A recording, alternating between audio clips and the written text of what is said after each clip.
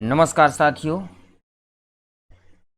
मैं एसके कुशवाहा आप सभी का बहुत बहुत अभिनंदन एवं स्वागत करता हूं अपने नोबल एग्ज़ाम सिटी के यूट्यूब चैनल पर। साथियों, जैसा कि आप सभी जानते हैं, यूपी ट्रिपल एससी वीडियो री एग्ज़ाम 26 और 27 जून को होने वाला है। तो इसी संबंध में दोस्तों हिंदी के सेक्शन में हम यहाँ पर क्वेश्चंस का बहुत ही फास्ट रिवीजन करने वाले हैं। तो आप सभी से अनुरोध है कि इन क्वेश्चनों को ज़रूर देखिएगा, इन क्वेश्चनों को पढ़िएगा, रिवीजन में अपने ज़रूर शामिल करिएगा। बहुत ही फास्ट और बहुत ही अच्छे अच्छे क्वेश्चंस यहाँ पर लेकर के आए हैं और हमारी ऐसी पूरी उम्मीद है कि यदि आपने इन क्वेश्चनों को अच्छे से पढ़ लिया तो ये कह सकते हैं कि इन क्वेश्चनों के बाहर कुछ नहीं आने वाला है।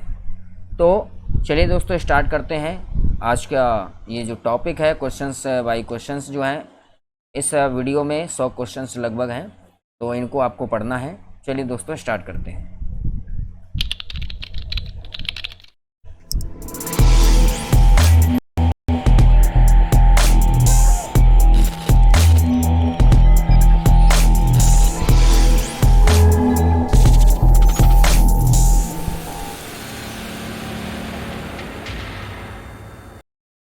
चलिए दोस्तों, तो पहला क्वेश्चन आपकी स्क्रीन के सामने यहाँ पर दिख रहा है, आपको शो हो रहा है। किस वर्ष में हिंदी भाषा को कार्यान्वित करने अर्थात स्वीकृत का प्रस्ताव था?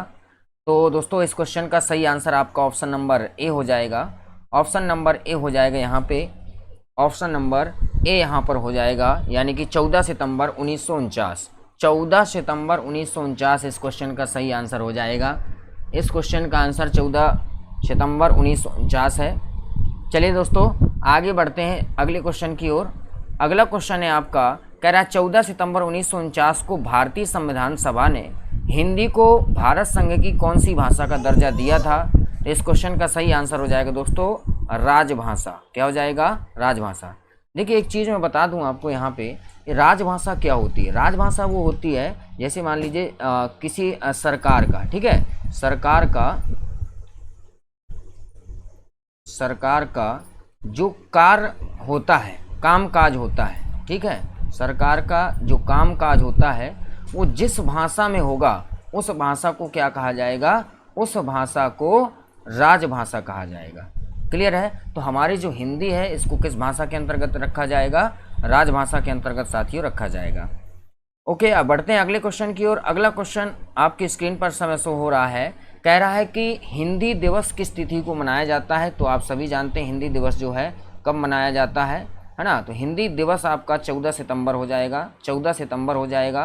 तो 14 सितंबर क्यों हो जाएगा ये आप सभी जानते हैं कि 14 सितंबर 1949 को हिंदी को राजभाषा के रूप में अंगीकृत किया गया था, इसलिए 14 सितंबर को हिंदी दिवस मनाते हैं। बढ़ते हैं साथियों अगले क्वेश्चन की ओर। अगला क्वेश्चन आपकी स्क्रीन पर है। अगला क्वेश्चन कह रहा है हिंदी भाषा किस लिपि में लिखी जाती है? हिंदी भाषा किस लिपि में लिखी जाती है? देखिए इतने सारे एग्जाम्स में ये पूछा गया है, बहुत ही इंपॉर्टेंट क्वेश्चन है ये, इस चीज़ को आप याद रखिएगा, है ना।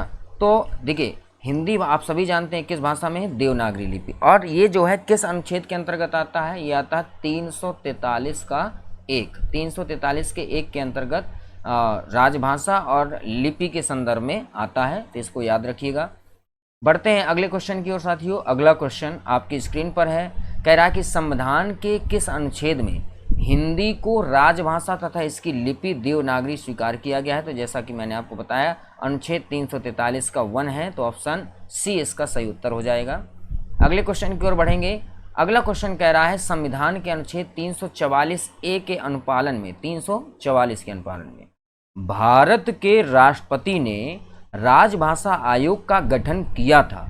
तो देखिए 344 के अंतर्गत क्या होता है? राष्ट्रपति जो है राजभाषा का गठन करेगा, ये उल्लेख किया गया था। और कब करेगा? 5 वर्ष बाद। ये 5 वर्ष किसके बाद होगा? संविधान लागू होने के।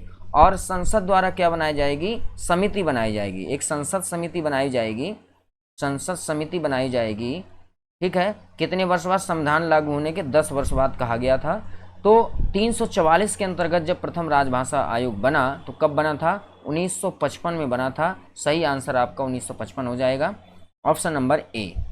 आगे बढ़ते हैं साथियों अगले क्वेश्चन की ओर। अगला क्वेश्चन कह रहा है कि हिंदी की आदि जननी क्या है? ठीक है, हिंदी की आदि जननी, तो हिंदी की आदि जननी क्या हो जाएगी, संस्कृत हो जाएगी। ठीक है, अब इसका विकास क्रम क्या है हिंदी का, इस चीज़ को स्क्रीनशॉट ले लीजिएगा आप लोग। देखिए सबसे पहले क्या आती है, संस्कृत। ठीक है, तो संस्कृत हो जाएगा। संस्कृत के बाद क्या आ जाती है, पाली आ जाती है। ठीक है, इसकी ट्रिक भी बता दूंगा। संस्कृत को पाला तो प्रकृति बनी, प्रकृति का अर्थ क्या हो जाएगा, प्राकृत हो जाएगा। प्राकृत के बाद आता है अपभ्रंश। ठीक है, और अपभ्रंश के बाद आ जाता है साथियों अवहट्ट, क्या आ जाएगा, अवहट्ट आ जाएगा, अवहट्ट। और उसके बाद प्राचीन या प्रारंभिक हिंदी हो जाएगी। ठीक है, प्राचीन या प्रारंभिक हिंदी। तो ये विकास क्रम है। अब इसको याद कैसे करेंगे, तो मैंने बताया आपको कैसे याद रखना, संस्कृत को पाला तो प्रकृति बनी, और प्रकृति में अपभ्रंश पैदा हुआ, उस अपभ्रंश को हटाया तो प्राचीन या प्रारंभिक हिंदी बनी। आप जो है इस प्रकार से इसको याद कर सकते हैं। तो सही आंसर आपका ऑप्शन नंबर बी, आदि जननी पूछ रहा था तो संस्कृत हो जाएगा। आगे बढ़ते हैं अगले क्वेश्चन की ओर। अगला क्वेश्चन कह रहा है लिपि की आवश्यकता होती है ना, ये जूनियर इंजीनियर परीक्षा में पूछा गया है। लिपि किसकी आवश्यकता, लिपि की आवश्यकता क्या है, तो भाई लिपि की आवश्यकता क्या है, भाषा को लिखने के लिए आवश्यकता होती है, तो ऑप्शन नंबर सी हो जाएगा, लिपि की आवश्यकता। आगे बढ़ते हैं नेक्स्ट क्वेश्चन की ओर। अगला क्वेश्चन यहाँ पर कह रहा है, कह रहा देवनागरी लिपि का सर्वप्रथम प्रयोग कहाँ हुआ था। ठीक है, इंपॉर्टेंट क्वेश्चन है साथियों, ये क्वेश्चन इंपॉर्टेंट है, इसलिए जो है इसको मैं यहाँ पर स्टार कहूँगा कि इसको आप लगा लीजिएगा। तो सर्वप्रथम प्रयोग दोस्तों हुआ था जय भट्ट के शिलालेख में। कहाँ पर हुआ था, जय भट्ट के शिलालेख में देवनागरी लिपि का प्रयोग हुआ था, ऑप्शन नंबर बी हो जाएगा। बढ़ते हैं अगले क्वेश्चन की ओर। अगला क्वेश्चन कह रहा है कि वर्तमान हिंदी किस लिपि में लिखी जाती है, तो आप सभी जानते हैं आपका देवनागरी हो जाएगा। आगे बढ़ते हैं अगले क्वेश्चन की ओर। अगला क्वेश्चन है भारत के संविधान डैश में हिंदी को भारत की राजभाषा बताया गया है, तो क्या हो जाएगा साथियों, कहाँ पर बताया गया है राजभाषा, ये आपका हो जाएगा ऑप्शन नंबर सी, अनुच्छेद 343 का 1। ठीक है, 343 का 1 भी है, 343 का 2 भी है, और 343 का 3 भी है। ठीक है, ये बात आप याद रखिएगा। 343 के 1 में क्या कहा गया है, राजभाषा के बारे में बताया गया है और लिपि के बारे में बताया गया है। ठीक है, राजभाषा और लिपि के बारे में बताया गया। 343 के 2 में क्या साथी बताया गया, 343 के 2 में आपको बताया गया है कि 15 वर्ष तक, संविधान लागू होने के 15 वर्ष तक अंग्रेजी का क्या कर सकते हैं, प्रयोग कर सकते हैं। और 343 के 3 में बताया गया कि 15 वर्ष के बाद भी हम किसका प्रयोग कर सकते हैं, अंग्रेजी का प्रयोग कर सकते हैं, अर्थात यहाँ से हिंदी की अनिवार्यता फिर खत्म हो जाती है साथियों। क्लियर है, चलिए आगे बढ़ते हैं। अगला प्रश्न आपकी स्क्रीन पर है, कह रहा है कि हिंदी भाषा की उत्तराधिकारिणी है, मतलब किसकी उत्तराधिकारिणी, तो सिंपल सी बात है, कहाँ यहाँ पर क्या हो जाएगा, संस्कृत की उत्तराधिकारिणी हो जाएगा, ऑप्शन नंबर सी होगा। आगे बढ़ते हैं अगले प्रश्न की ओर। संसार की प्रमुख भाषाओं में हिंदी का स्थान क्या, तो हिंदी का स्थान भैया क्या है, तीसरा है, ऑप्शन नंबर सी यहाँ पर हो जाएगा। आगे बात करते हैं अगले क्वेश्चन की ओर। भाषा लिखने के लिए प्रयुक्त चिन्हों को व्यवस्थित रूप को क्या कहते हैं। देखिए इसमें जो है कन्फ्यूजन होता है, आप लोग लिख देते हैं, जैसे आपको सीधा ही आ जाएगा कि भैया वर्णमाला है क्या, तो वर्णमाला नहीं होगा, इसमें क्या होगा, लिपि हो जाएगा। ठीक है, भाषा को लिखने के लिए प्रयुक्त चिन्हों को व्यवस्थित रूप को क्या कहते हैं, चिन्हों के व्यवस्थित रूप को कहते हैं लिपि, और वर्णों के व्यवस्थित क्रम को कहते हैं वर्णमाला, याद रखिएगा। आगे बढ़ते हैं अगले क्वेश्चन। अगला क्वेश्चन है ब्राह्मी से किस लिपि की उत्पत्ति हुई है, तो ब्राह्मी से हुई है क्या, ब्राह्मी से हुई है आपकी देवनागरी। तो इसका मैं विकास क्रम आपको बता देता हूँ, इसका विकास क्रम कैसे लिखेंगे आप समझ लीजिएगा। तो आपको क्या करना, ब्रह्मा जी गुप्त तरीके से नगर में गए तो उनको देव दर्शन हो गए, ये ट्रिक आप याद रखिए। तो ब्रह्मा से क्या हो जाएगा, ब्राह्मी हो जाएगा, क्या हो जाएगा, ब्राह्मी लिपि। ब्रह्मा जी गुप्त तरीके से गए तो क्या हो जाएगा, गुप्त लिपि हो जाएगा। ठीक है, गुप्त तरीके से कहाँ गए, नगर में, तो क्या हो जाएगा, नागर लिपि हो जाएगा। और लास्ट में देव दर्शन होगा, इसका मतलब क्या हो जाएगा, देवनागरी लिपि हो जाएगा, देवनागरी लिपि हो जाएगा। ठीक है साथियों, ओके। बढ़ते हैं नेक्स्ट क्वेश्चन की ओर। अगला क्वेश्चन है हिंदी को विकास प्रदान करने वाली कौन सी भाषा है, तो हिंदी को विकास प्रदान करने वाली है भैया अपभ्रंश, क्या है, अपभ्रंश। क्लियर है ना, तो यहाँ से अपभ्रंश को, क्योंकि आपने पढ़ा होगा अपभ्रंश के भेद और उनसे उत्पन्न हुई आधुनिक भारतीय भाषाएं। तो आपको यहाँ पर अपभ्रंश से पढ़ने हैं, सारी चीज़ें ये कंप्लीट कर लीजिएगा। मैं हो सके तो क्लास भी मैं करवा दूंगा। तो अपभ्रंश का भेद जैसे आपका हो गया सौर सैनी, है ना, सौर सैनी हो जाएगा, ये अपभ्रंश हो जाएगा। अर्धमागधी हो जाएगा आपका, अर्धमागधी, है ना, अर्धमागधी। दूसरा हो जाएगा, तीसरा मागधी हो जाएगा, है ना। तो ये क्या हो जाएंगे, ये इम्पोर्टेंट हैं, इनको जो है आप पढ़ सकते हैं। और है आपका जैसे खस हो गया, ये भी क्या है आपका, ये भी आपका अपभ्रंश का भेद है ना। पैसाची हो गया, है ना, पैसाची हो गया। तो जैसे ब्रांचड़ हो गया। तो ये सारी चीज़ें क्या हैं, ये आपके अपभ्रंश के भेद हैं, इनसे भारतीय आधुनिक भाषाओं का विकास हुआ है। तो ये चीज़ें आपको क्या करना है, थोड़ा कन्फर्म करनी है ना, पढ़ना है। आगे बढ़ते हैं अगले क्वेश्चन की ओर। अगला क्वेश्चन क्या है, अवधी बोली किस अपभ्रंश से विकसित हुई है। तो अवधी बोली किस अपभ्रंश से विकसित हुई है दोस्तों, अर्धमागधी से। तो अर्धमागधी से कौन कौन सी 3 बोलियां मेन है, मैंने बताई हैं आपको। अर्धमागधी से कितनी, 3, पहली नंबर, दूसरी नंबर और तीसरी नंबर। तो पहली एक उत्तर प्रदेश की ले लेते हैं अवधी, दूसरी मध्य प्रदेश की ले लेते हैं बघेली, और तीसरी छत्तीसगढ़ की हो जाएगी छत्तीसगढ़ी।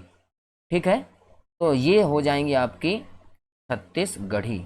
तो ये किसकी हो जाएंगी दोस्तों, ये हो जाएंगी अर्धमागधी से विकसित। ठीक है, मागधी से कौन कौन सी है, मागधी से आपकी इधर की हो जाएंगी, मगधी से आपकी हो जाएंगी कौन सी, बिहारी हो जाएगी। ठीक है, बिहारी हो जाएगी, बांग्ला हो जाएगी, उड़िया हो जाएगी, उड़िया, और असमिया, और असमिया। तो ये जो आपकी भाषाएं हो जाएंगी, ये किसके अंतर्गत आती हैं, मागधी के अंतर्गत आती हैं। क्लियर है, चलिए आगे बढ़ते हैं अगले क्वेश्चन की ओर। अगला क्वेश्चन है, हिंदी की मूल उत्पत्ति किससे मानी गई है। तो हिंदी की मूल उत्पत्ति जो है भैया सौर सैन्य अपभ्रंश से मानी गई है। किससे मानी गई है, सौर सैनी से। अब यहाँ पर हम सौर सैनी के भी जान लेते हैं, सौर सैनी से किन किन भाषाओं का विकास हुआ है।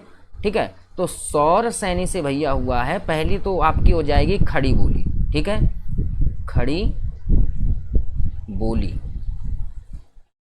खड़ी बोली।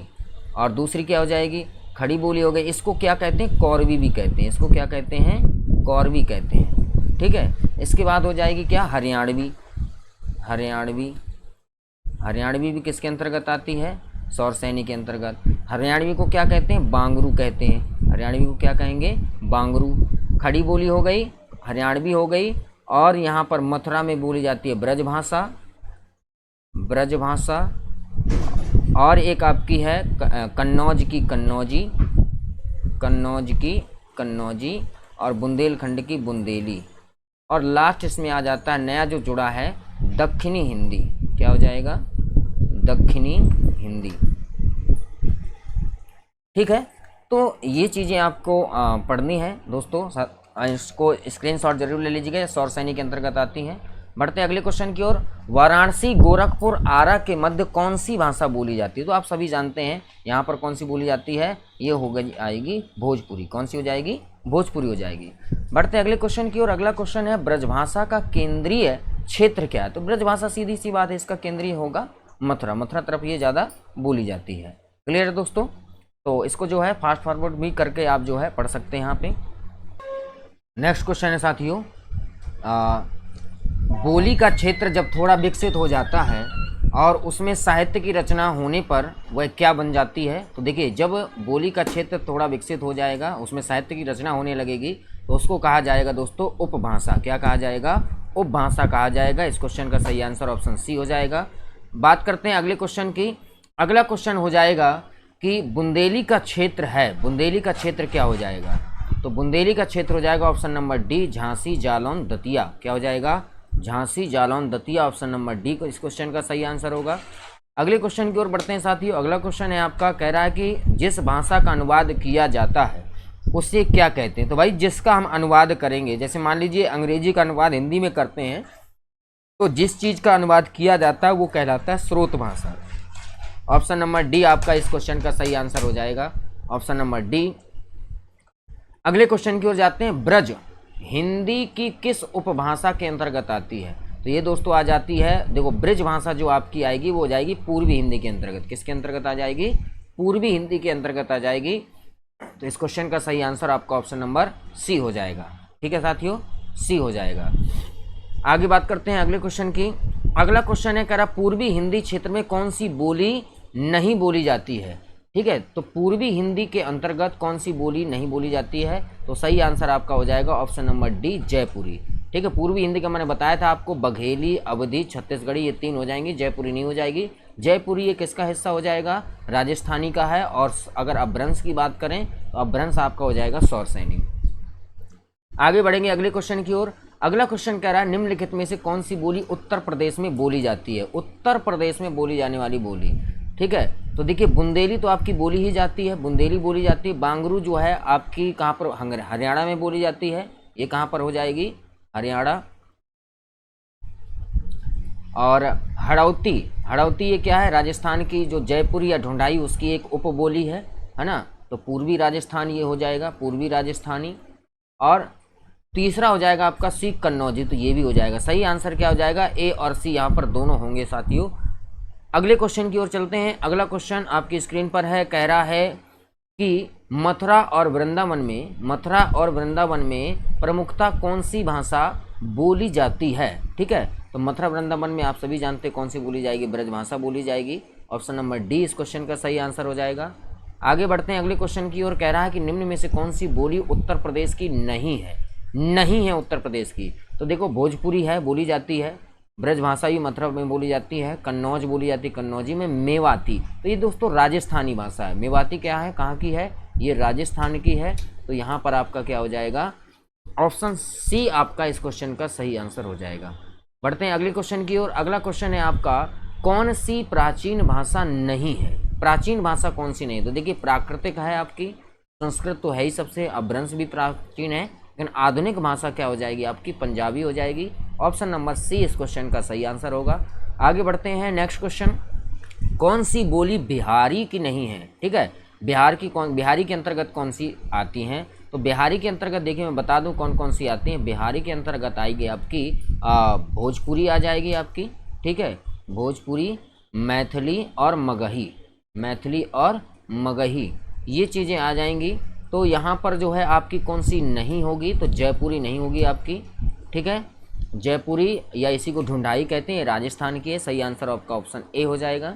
आगे बढ़ते हैं नेक्स्ट क्वेश्चन की ओर।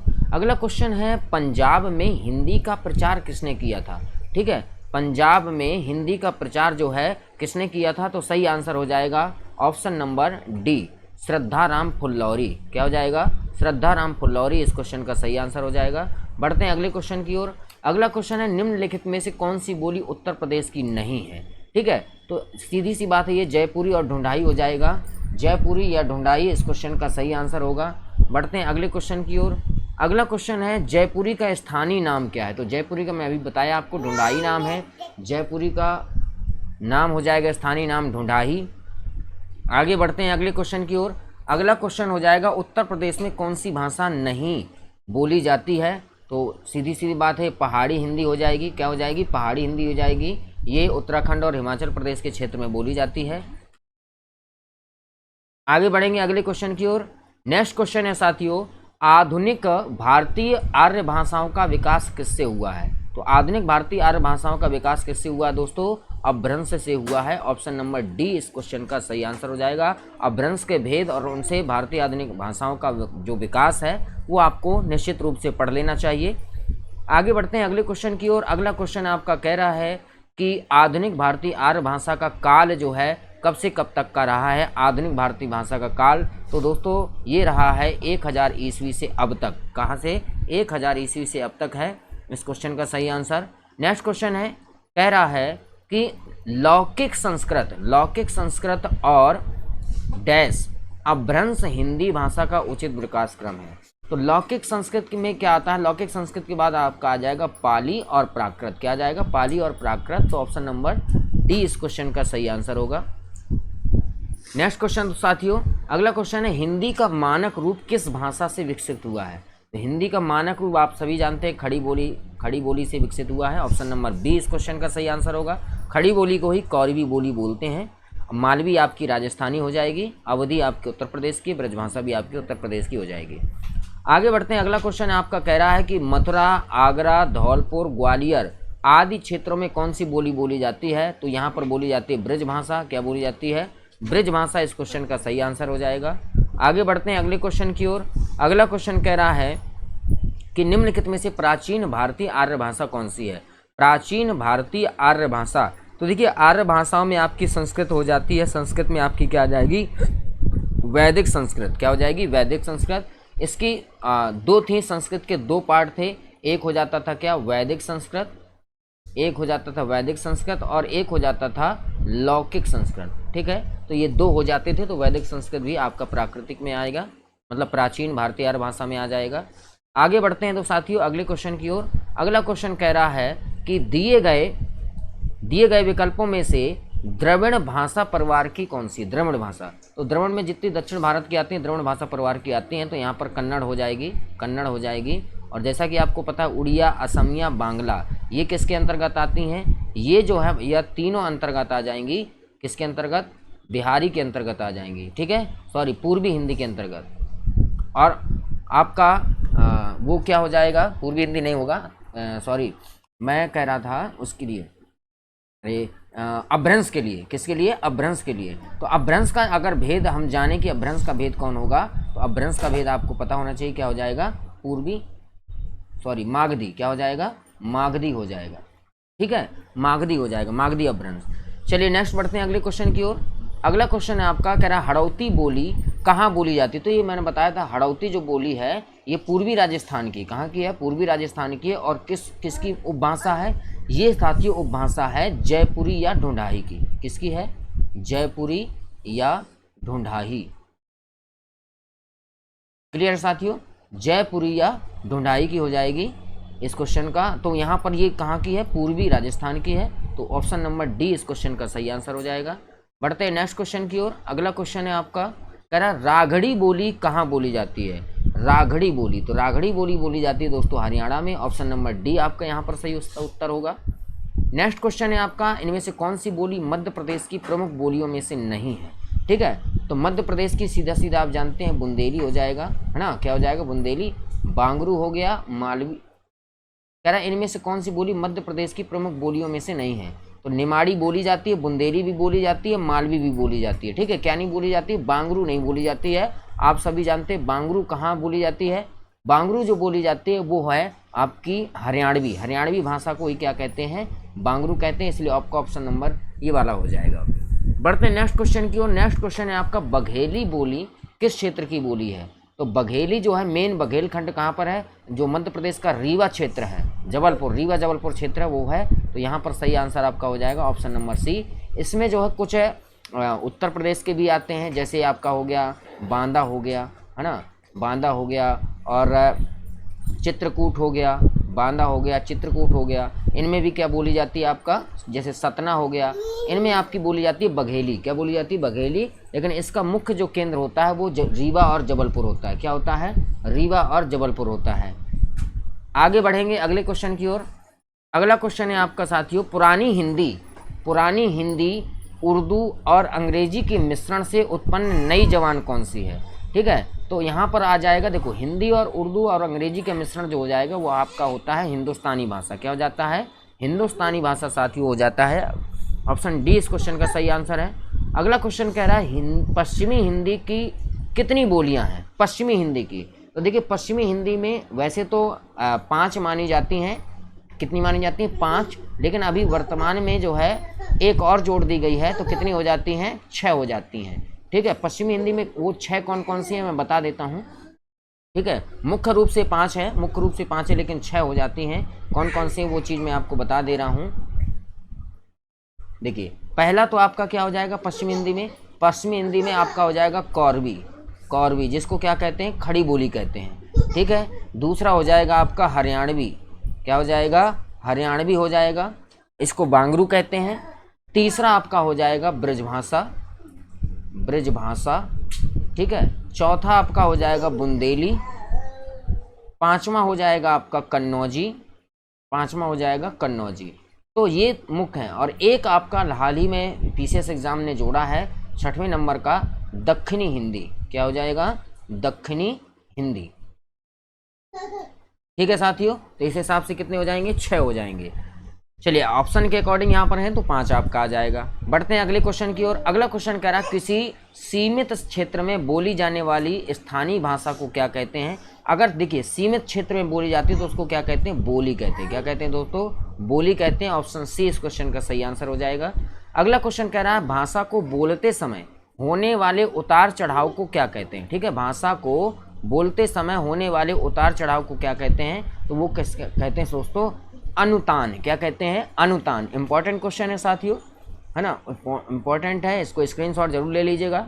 बढ़ते हैं अगले क्वेश्चन की ओर। अगला क्वेश्चन कह रहा है कि रोमन लिपि का प्रयोग किस भाषा के लिए नहीं होता है। ठीक है, तो किस भाषा के लिए हो जाएगा, कुल्लई के लिए। किस भाषा के लिए दोस्तों, कुल्लई के लिए हो जाएगा। तो ये दोस्तों 50 क्वेश्चन है। इसके बाद आगे के क्वेश्चन हम नेक्स्ट वीडियो में करेंगे और इस वीडियो को ज़्यादा से ज़्यादा शेयर ज़रूर करिएगा और फास्ट फॉरवर्ड करके आप जो है इसका रिवीजन करते रहें। बाकी काम जो है नेक्स्ट वीडियो में मिलते हैं। धन्यवाद।